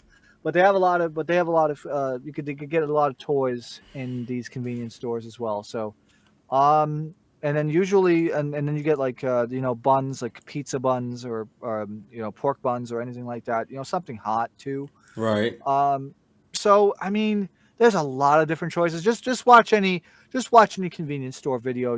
Go to Mikey Chen or whatever. Watch your videos. Watch videos on like Japanese 7-Elevens and Lawsons. And you get a better idea. Um, just the sheer amount of food that you can get, and especially if you're on a very tight budget, you can just eat out of there, and you'll be 100% fine. Like I usually would go to a convenience store for breakfast because it's so cheap. I can get breakfast like $4 or $5, Jesus including a Christ, drink. that sounds disgustingly cheap. It is. So, I can't. other places to actually eat. I recommend Koko Ichibanya. Koko Ichibanya is a curry place, Japanese curry, and in my opinion, it's better than Gogo curry. I have had Gogo curry here in the States, but not in Japan. But I'm 100% sure it's the same because they imported the ingredients the same. But I like Koko Ichibanya better. The curry to me tastes a little bit more on the tangier side, and I like the flavor better. But they do not have any locations in the United in North America, and I'm sad. But it is wonderful. The last time I had it, I actually had like squid ring, pork, and I think shrimp Really?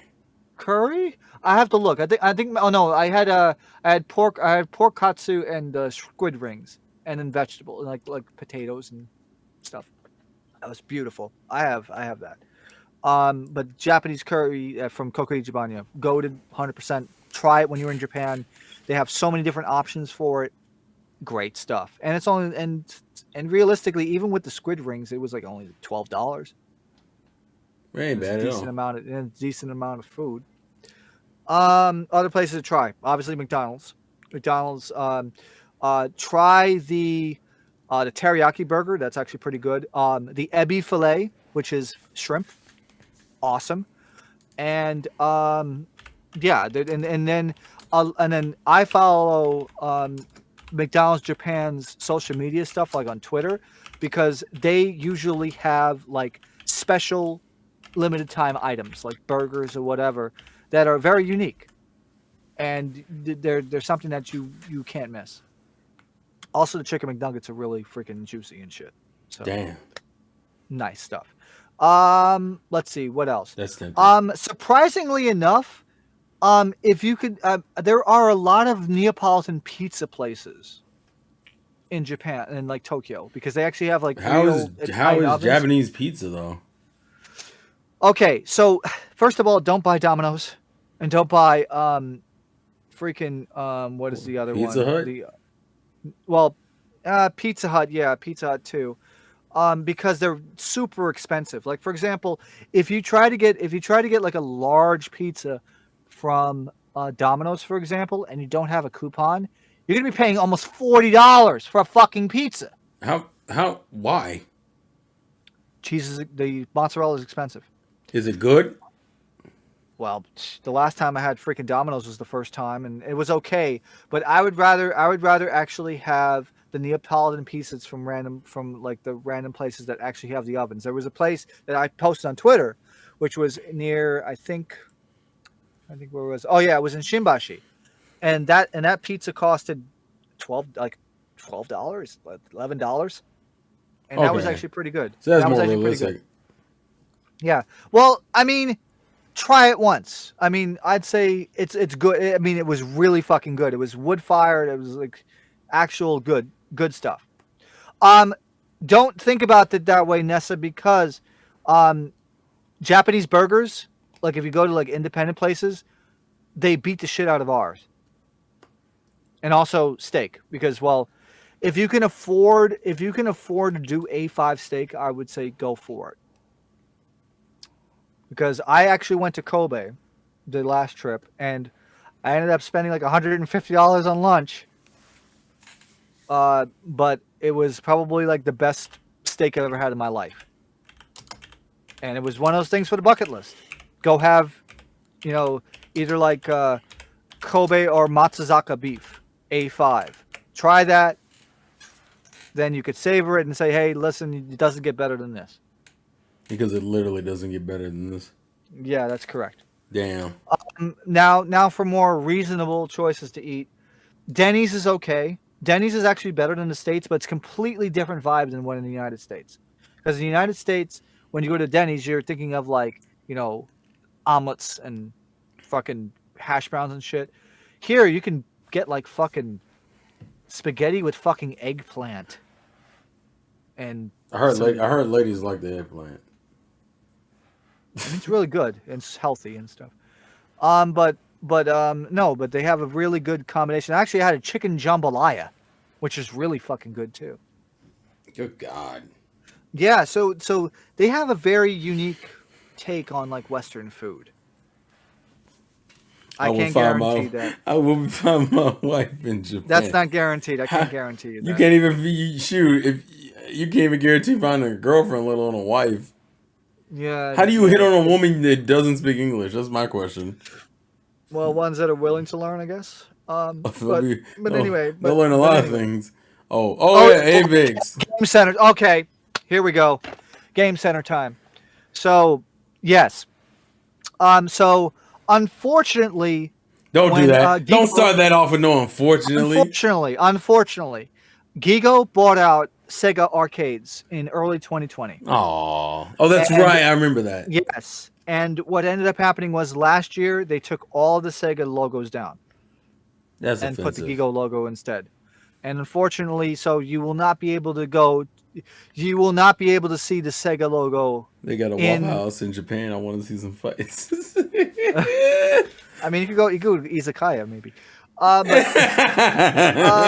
anyway, but getting back to that, but I would still say the big players, which Gigo, aka Sega, or used to be Sega, Namco. Gigo. Yeah, dumb flows right. The Namco, the Namco ones, God, brain is not working. You can do it, I promise. The Taito ones, great too.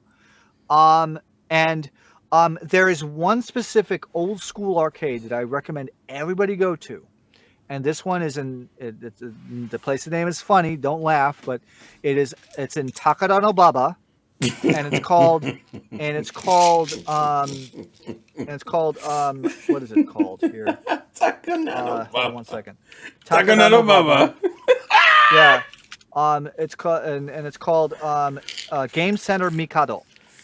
Mikado, I know an anime character named Mikado. Sorry. Yeah, and also when I told my Japanese friend about the name, and he's in his like late 50s now, he fucking laughed. Because it means something else.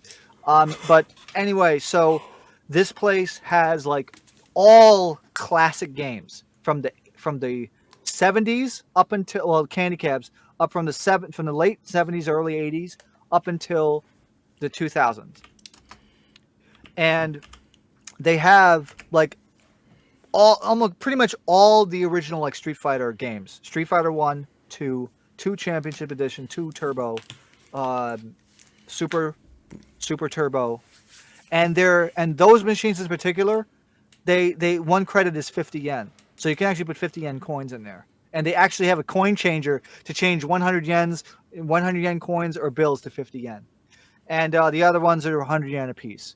So you could play like, I don't know, you play like fucking Life Force or some shit.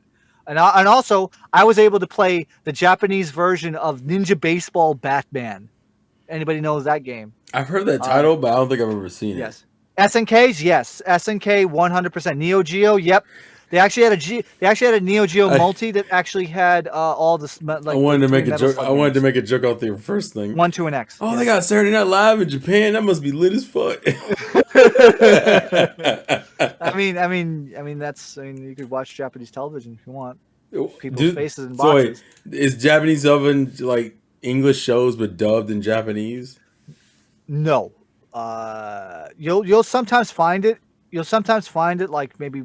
Like, or is it more of a? Or is it like? Is it just a Japanese dub of the show? Like, well, here's the thing though. So, if you look, so during the daytime, they actually broadcast a lot of Japanese dubbed Korean dramas.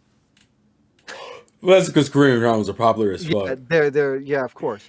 And then they have the variety shows in the evening time, and then you have the late night anime and stuff, and of course. So is anime considered a late night thing? Depending on the anime, yes. Like if it's family, then you'll find it in the traditional slots of like 6 p.m. to 8 p.m. And then you'll have like everybody sit down and eat. Somebody sit down and get a bowl of Honey Nut Cheerios and watch some One Piece. The fuck? I mean, One Piece is in the morning. What? Why? Because to be fair, yeah. One Saturday morning. One Sunday morning. I think they air. Praise God. Gum and all. Yeah, but what I'm saying is like any game center that you'll find, definitely worth it. Taito, especially. Want to watch Paw Patrol? Hey, I fucking did that. Oh my God. Hey, come on, Paw Patrol in Japanese is something else. Wait, oh my goodness. You know, right now I think about it, why is it that like American television doesn't have as many channels dedicated to like foreign stuff? Is like because I think compared to the opposite, where there are absolute like there are like full English shows that are just dubbed in a different. Well, language. I mean, because they're obsessed with American culture. Well, that's true, absolutely. Yeah, for sure. Has anyone ever called you a sexy American over there? No. Come on, bro. They seen the jawline or the mask line of the jaw. They know what's up. It's okay. Japanese Peppa Pig. Yeah, I've seen that. Yeah, sure. It's good stuff. Yeah. The simple shows are pretty good. For like picking up like little things. But anyway, getting back to arcades. I do suggest everybody go to Taito though, because there are Sin City wasn't made for you. But I will say that definitely go to Taito, because in Taito you can play the new the latest Densha to Go game, which is like but they have a whole complete like a whole complete like cutout of a rail cab, and you can just sit in it, and it's and they have like 5 or 6 different screens, and it's like awesome to play. Like I love train simulator games, but when you play the Densha to Go game, the newest one, the one that came out in 2017, in one of those immersive cabs, it's just a whole nother experience. And of course, on top of that, you can get like specific cards for specific arcades. And yes, I played on Pokemon Gaole and the newest one, which is Mezastar, and I got a shit ton of Mezastar discs like behind me. And it was a really fun game to play. But definitely, you'll spend great time in like Japanese arcades. Hi, Donnie. I thought you were going to fucking bed. You woke up. Why you got Japanese symbols in your name like you know about that light, boy? You But don't know. You haven't read the Quran. Oh fuck, wrong thing. Wrong thing. Wrong thing. Wrong thing. Wrong. oh, speaking of religious stuff, so shrines, right? Shrines and temples. I definitely recommend going to at least a few of them. You'll find random shrines in the middle of the metropolis, or there's this hidden shrine in Akiba down a side street. So, Donnie, you fucking with me out in the stream right now. but I will say though, other places to go. Ueno Park is beautiful. Even if you don't go to the zoo, the park is beautiful. Should you go to the Uh, zoo? no, I went to Ueno What? Park because Why? no, because actually during that day they actually had a samurai festival. Oh, all right, that's kind of hard. All right, we good. Yeah, yeah, and I have pictures and stuff for that. And that was actually the first time I had a Matsuzaka A5 beef on a skewer, and I paid like $15, and it was Was it really worth good. it? Yes, 100%. That was like the best freaking skewer I had in my life. So I have a question. Yeah, What is the average that you have spent at Japan consistently the last few times you've been? like include well, if we're talking about the money that I've spent, like including the hotel cost, because Yeah, of because I course. paid on the 2 to 3 grand. Okay, I'll keep that Yeah, in mind. about 2 to 3 grand. Um, and actually this time around, I actually spent maybe just over two, and I actually still have about $300 left, like in yen, because Nice. actually I didn't spend all of it. Even though, yeah, I had $150 dinner lunch, and I still didn't spend. I did not go to an ATM once. Was that worth all that, or did you just do it for Yes, the yes, experience? because the place that I went to, the chef owned the place for 35 years and made it teppanyaki style, like like put everything in front of me, like put everything in front of the on the griddle, cook the meat, prepared the vegetables, cooked the vegetable, and then served it to me Yeah. straight up. So you Okay. pay for the experience and the meat, and it was worth it. Gotcha. Yeah, Donnie, I had puffer fish at a That place that would freak me out, bro. I know in Asakusa. I had puffer fish. So the price of the two, and we had fugu nabe, which is the hot pot version of fugu. So they basically cut the whole fish, and we had the whole thing. We had like sashimi, we had like fillet, we had like soup, and it costed like $75 a person. But fugu, okay, so fugu is weird because fugu it has the chewy consistency of squid, but it has a fish kind of texture, but also it has like bones in some of them, like shellfish. His bones? Yeah, yeah, because you'll eat some part of the meat and it'll have bone, like you're eating like a shellfish. Almost, a fish with like a bone, like a bony fish, like a. Okay, so to kind of describe, have you ever had uh like beef where there was some part of the rib bone in it? Kind of like that. Yes. It's kind of like that, where it's like a sliver of a sliver of like a flat bone that you have to eat the meat off of in some pieces. But it Gotcha. was really good. But it was really good. That is worth trying at least once. But go to a reputable place. We went to Well, a of reputable course, because place. if you don't, you're dead. Yes, but it was well worth it. And the God. people were nice too. Well, I'm glad it was work because that would have stressed me the fuck out. Yay! And we had a great time. So, but yeah, but overall, like I said, there's far too many things that they can suggest. And I think it covered the basis for pretty much everybody who wants to. Oh yeah, and Taco Bell, because I have to mention it, because otherwise, Cosmic's gonna strangle me. So there's a Taco Bell location in Shibuya, and I generally liked it. It had a very unique menu. One of the items which I didn't get, it was actually like a chicken burrito, like a fried chicken cutlet burrito. Like it Huh. was called the star. I think it was called the Chicken Star. My name, and they my don't. name is And that's Star. yeah, Chicken and that's Star. yeah, but I didn't have that. Maybe next time. But it was actually pretty decent, and also they served Mexican fries. So not like the nacho cheese fries that you would get in the United States, but they were basically different kind of they're different kind of like Mexican fries, like style fries. So it was very unique, and I did enjoy it. And also, if you want if you want funny names for food places, and one of them I went to and one of them I haven't, um, Egg Slut, which is like an egg, which you can buy like egg, What eggs the on a roll or fuck? whatever.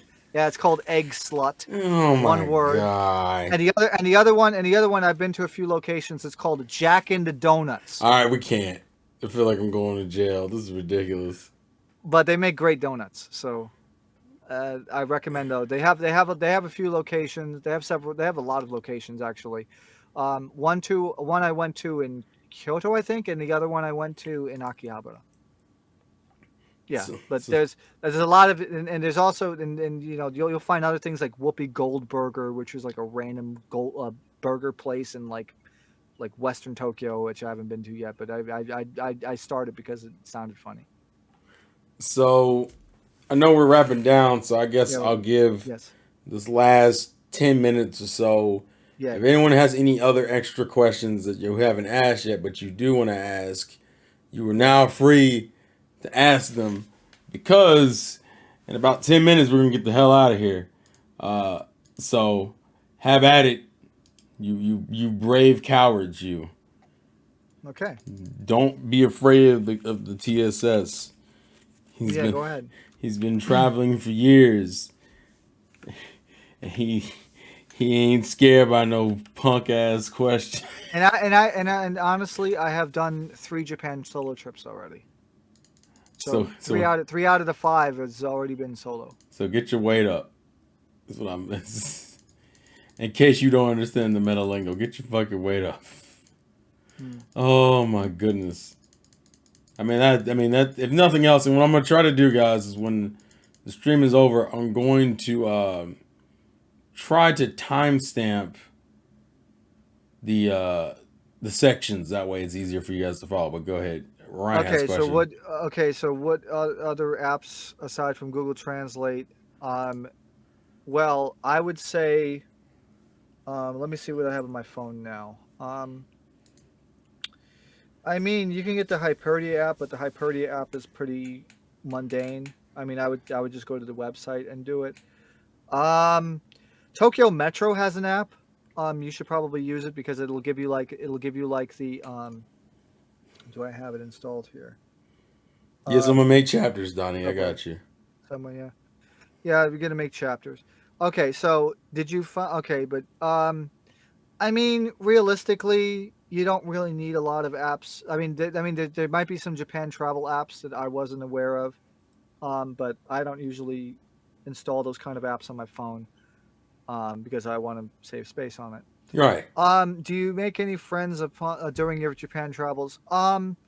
Like any new friends? Maybe if somebody introduced me to somebody else, yes. But normally, I'm not a person that wants to. You know, I'm more focused on doing stuff because time is limited, right? Yeah, of But if course. but if the opportunity does arise, then yes, then yeah. Actually, I didn't make friends exactly on the last trip, but I did find a guy, because I went to that Voms Park thing for the Voms, the Vox Monsters VTuber group, and that was before Pikami retired or graduated. And this guy, he was actually spoke great English, and he was actually a guy from Saitama Prefecture, and he was actually pretty. He sounded pretty fluent to me, even being a native Japanese person. So we talked a little bit, and we talked about how I found out about Voms Cosmic, I and what don't I like the care way you about and phrase stuff. that statement. I don't like the way Yeah, Cosmic phrased that statement. All right, go ahead. yeah. Sorry. We're not going to do that. All right. So, what are you not allowed to bring back to the States? Weapons. Well, yeah, actual weapons like the katana and stuff. I think you can probably ship it back, but you can't bring it on the What plane about with you. prop katana? Prop katanas, yeah, should be fine. How do you get that checked, I guess? You get it checked, and then you have to probably explain it if the customs stop you. Okay, gotcha. All right. Um, yeah. So, I mean, you could look at the list, but there's not too many, I don't think. Would you recommend going alone or with friends or family first trip? Friends and family for the first trip, because I would think that you want to have people around you to have great memories. Friends definitely. Like the first time, the first 2 times I went to Japan, I went with a friend of mine from New Hampshire, and we had a great time. And plus it'll keep you, keep you occupied while taking these trips, because, well, going on the bullet train from Tokyo to Osaka takes about 3 hours. So, you know, just to have a traveling companion does make things a little bit better. Okay. What are the meds you need if you get sick from the water there? Um, you won't get. I mean, what do you mean? What do you mean? Yeah, I What like do you that. I mean? like that I response. mean, No. what do you mean? Tap water? Like if you're in a major city, you're not gonna get sick. There's some pills Um, you can get un, from the doctor in case your stomach gets bad. Well, like your body isn't used to the. if you ship something from home, do you pay expensive import fees like when you order something from Japan? No, because those import fees are actually fees that the shipping services charge. So you can just send as many packages as you want. Gotcha. Uh, um, yeah, I mean they do have yeah. Like I said, you can go to the Kusuri like Matsumoto Kiyoshi, and then you can find like things that are like Pepto Bismol and things. It's equivalents. We stand They Pepto they Bismol in always this have it. house. Yeah. Yeah, it happened to my mom in Um. the past when she went to the doctor back home. She got some pills to help her. Is it Yeah. is it just the body isn't adjusting to like the water difference? I don't know. You can get them before you travel though. Yes, but as long as it isn't a liquid. That's much like the import fee for something. It was like 12 cents. Tw- well, 12% probably. No, he wrote. Well, 12 cents. he 12 wrote 12 cents. cents. Maybe it is percent. That could be on me. I think I know why that question was asked. There are some countries who doesn't have the best tap water, and often we get stomach issues. Well, I mean, honestly, I would just buy bottled water whenever possible. And plus, Yeah. vending machines are everywhere. You can get a drink anywhere. You can get mineral water and regular water from a vending machine on any freaking corner. Even in the middle of nowhere, you'll find a vending machine with water in it. Right. You'll find bottled water everywhere. So don't worry about water. Don't overcomplicate this, please and thank you. Yeah. But mineral water and spring water, like purified water, to have it in every single vending machine. Everyone, like 99% of them. Let's see. What's cheaper, Tokyo or Manhattan? Uh, that's a hard question. In terms of like food, Tokyo's cheaper. In terms of cost of living, like total Manhattan is a little bit cheaper. Well, actually, no. Combined, the rents in Manhattan are less than Tokyo sometimes. But in terms of staying in Tokyo, like the hotels, Tokyo is cheaper because you'll find business hotels that cost significantly less amount of money. Let's see. But the tap water in Tokyo is clean as a whistle, so don't worry about it. As a matter of fact, in some hotels, they'll say the water is drinkable from the tap water from that. To prevent traveling diarrhea, I had to take a Pepto Bismol before eating or drinking anything. You can get the pills. You take that before? I'm usually taking it after I've eaten and drunk. I mean, after I've eaten. Yeah. But that's just me. Let's see. Water is where it all starts. Absolutely. Yeah, it is. Yeah. But since we're winding down, I do want to thank everybody for being here, especially TSS for taking the time out of his schedule to sit here and provide this education for those of us who've been interested in doing these kinds of things, but don't necessarily have the best starting point. It's very much. You're very welcome. I'll be real with you. As anime fans, I think it's almost in everyone's mind a little bit to go visit the country of origin. And even though that particular country doesn't just have content, I mean, isn't just anime, Yeah. and it's not just manga. I mean, there's a whole culture. Oh yeah, you could go and go to like the manzai or like the comedy shows, or go and see like geisha stuff and Yeah, the you have traditional stuff. And I just scratched the surface on what yeah, you do. you've so many options of things you could The do. Kyoto Torii Gates, which I still haven't done yet, and that's another thing. But here I wanted to give some suggestions that people normally don't suggest because and we're basing it off of our audience here. Yeah, of course. But yeah. So I think that we got that wrapped up. Once again, thank you guys for coming. And thank you TSS for doing this. I very much appreciate it. You're very welcome. Hope you guys enjoyed the skit from earlier this week. Hope that was entertaining for you. And VTuber stuff and oh yeah, oh yeah, and by the way, I did see like lots of Niji Sanji merch in like in like Galashan Bang. Yeah, I say. I'll be real with you. The biggest fear I always will have going to Japan isn't even the trip itself. It's the amount of money I will spend on things that my brother has said he's gonna fucking spend like $10,000. Yeah. See, the problem is it's not that I won't enjoy the trip. It isn't even that I won't figure it out. I'm just gonna spend too much fucking money on things I don't need, but I want because I'm in a country that for a limited amount of time. Yeah, especially when you buy like junk game consoles and junk games where you could buy a Hori PS1 controller for like $3. Also, or a Wii U for $20. also, Nessa, the reason why you say this gets funny because you're in it. We can't. That's bias, okay? If me, TSS, or you say the skit's funny, it doesn't count because we're in the skit. It has to be from a third party who says the skit's funny. The skit. Yeah. I mean, I think the skit's funny, but that's besides the fucking point. For the sake of promoting some of our two pod members who are currently streaming right now is Tyrone and Emmy. Emmy has less views, so we're gonna put Emmy's Twitch in the chat, and because you can't raid from YouTube to Twitch, because they're competitors, and fuck you YouTube, that's why.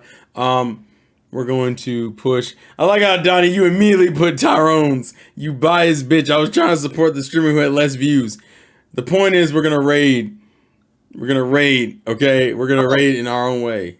Okay, one more question before. Yeah, go ahead, go for it. Before we go, so Pokemon Trainer Emerald says, "Do you know how it would be to get the 3DS games now, and even 3DS, and how the eShop is gone now? Well, the game would be good price.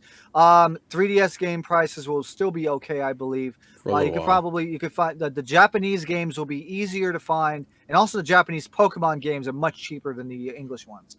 Yeah, like I could go out and buy and I've seen like Pokemon Black 1 and Black 2 or White 1 and White 2 for $5 to $15.